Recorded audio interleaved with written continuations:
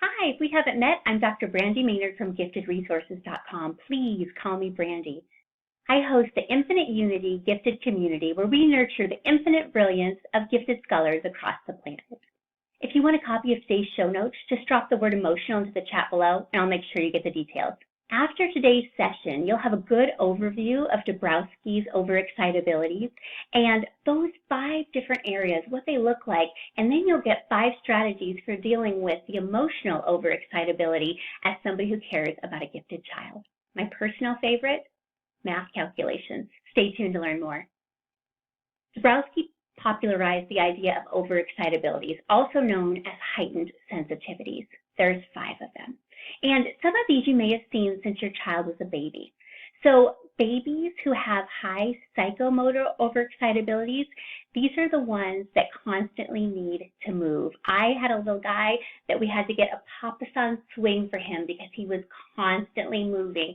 These are the kids that probably didn't sleep much when they were little. A child with an imaginational overexcitability may have had an imaginary friend or several. I know at our house it was Mike and Andrew and all of their ninjas who were protecting us at all times. A child with sensual overexcitabilities might have cried hysterically if they were sitting in a wet diaper, or they may have begged you to please, please, please take all of the tags out of their pajamas, their pants, their shirts, anything at all because they were scratching their skin. Anything that was tactile that they could feel, didn't work for them. And that was true for all of their senses. A child with intellectual overexcitabilities may have had their dissertation planned out at age 5 because they were constantly asking deep and thoughtful questions. And today we're going to learn about the emotional overexcitability. Those kids are just old souls, highly empathetic, worried about things that are happening across the world, and scared because there's nothing that they can do about it. Grab a cup of tea and learn with me. Here we go. Gifted children can melt down faster than an ice cream cone on a sweltering summer day. If you're a caring adult in their life, I know you've seen it. The heightened concern and the complex emotion that leads to these intense feelings. Let's take Charlie, for instance. Here he is sitting in his room looking at pictures of a recent tsunami that occurred halfway across the world. He could see the devastation it caused, families torn apart, homes destroyed, and so much loss. As he looked at the pictures, Charlie began to think about climate change and how it's related to the tsunami. He thought about how a small change in one thing could lead to such a big disaster. Then he thought about the butterfly effect. It all started to spiral, how a tiny change could cause such huge consequences down the road. He was distraught over all of it. He didn't know where to turn or what to do. His empathy for the world around him led to anxiety, tears, and a feeling of helplessness. Dabrowski calls this overexcitability emotional overexcitability. And although it seems odd for kids to react with such depth and intensity, it's not uncommon with gifted kids. When you care about gifted kids, you know the ones. They either wear their heart on their sleeve or they have the empathy that they can read a room after just a few minutes. I'm going to show you a few strategies for helping them to manage these emotions that are very real for the child.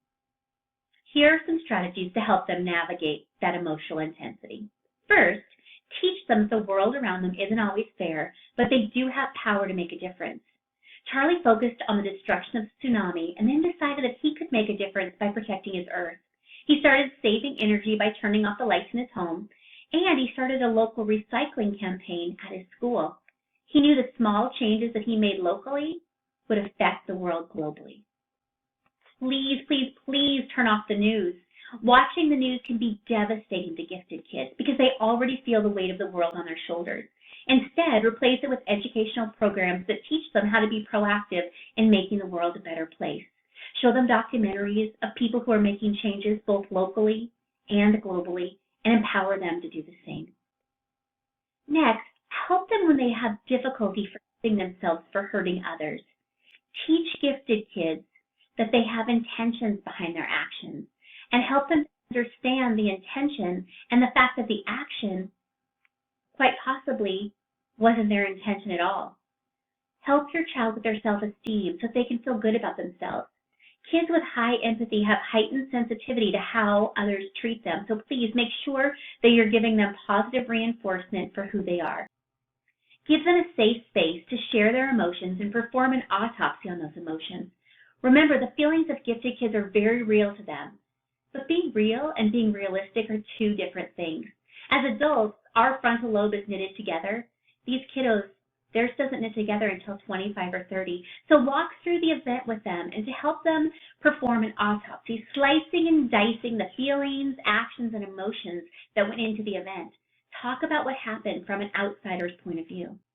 Encourage children to let their feelings out in a safe and appropriate way. Coping mechanisms are important for any child. Some children sing songs when they feel sad to calm their inner spirit. My personal favorite is to teach kids to move from the feeling part of their brain to the thinking part of their brain by doing math calculations. For instance, 1 plus 1 is 2, 2 plus 2 is 4, 4 plus 4 is 8, 8 plus 8 is 16, and so on. This allows them not to cry on the spot when they feel like they need to, because they're out of that emotional part of their brain into the thinking part of their brain.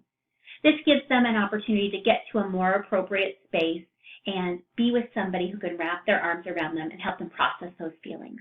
Talk about things with children before they might have that emotional breakdown. If you know that the anniversary of the COVID lockdown in schools is just around the corner and your child's been focused on it, hyper-focused on it for months, talk about it. Use a feeling chart and let them talk about the emotions that day. What did they feel like? What was going on around them? Share the feelings that it invoked in you and discuss what you're doing to get past it. Be authentic and don't shy away from those difficult conversations. One of my heroes growing up was Mr. Rogers. He never shied away from difficult topics, and he felt children needed to be told the truth. Remember the time he rested his feet in the kiddie pool and invited Officer Clemens, an African-American man, to join him? Francois Clemens said the pool scene touched him in ways he wasn't prepared for. He said, "The icon, Fred Rogers, was not only showing my brown skin in the tub with his white skin, we were two friends, but as I was getting out of that tub, he helped me dry my feet." And as he was telling off his friend, Mr. Rogers told the young viewers, "Sometime a minute like this will make a really big difference." Well, on the surface, he was talking about cooling off on a hot day. Clemens knew it went far deeper than that. He was making a very strong statement. And this is a powerful statement about race relations at a time when adults didn't even know how to talk about the subject. His responses were always honest, never sugar-coated, and he was very open with his own feelings. Thank you so much for watching. Children can have overexcitabilities in so many different areas, and they come out in different ways, both positive and negative. It's when those overexcitabilities begin to meld together, and we see them in the imaginational area and the sensual area, like today in the emotional area. That's when we have some developmental significance. And we as adults need to come in with strategies inside of our toolbox to help those students. For some of you, it might be the first time that you've ever heard this. I know for me, I was in a master's level class learning how to teach gifted and talented students. It was a master's degree in teaching gifted and talented. I'd seen them in my gifted and talented classroom, but I never had a name for it. Let's normalize that. Let's share this video across all of your social networks. And this gives us an opportunity then to have conversations and to open up those conversations with teachers and coaches and grandparents. So explaining to grandma the reason that she's asking you a million different questions is the idea of this intellectual overexcitability. Her mind, her synapses are firing at all times in ways that other kids aren't. Explaining to the coach, you know what? When he stops and the game, it's a big game-winning night, and he stops because the sunset is the most beautiful thing that he's ever laid his eyes on, that's that sensual overexcitability. He doesn't want to miss the magic of that moment, and that's okay. These kids are wired just a little bit different.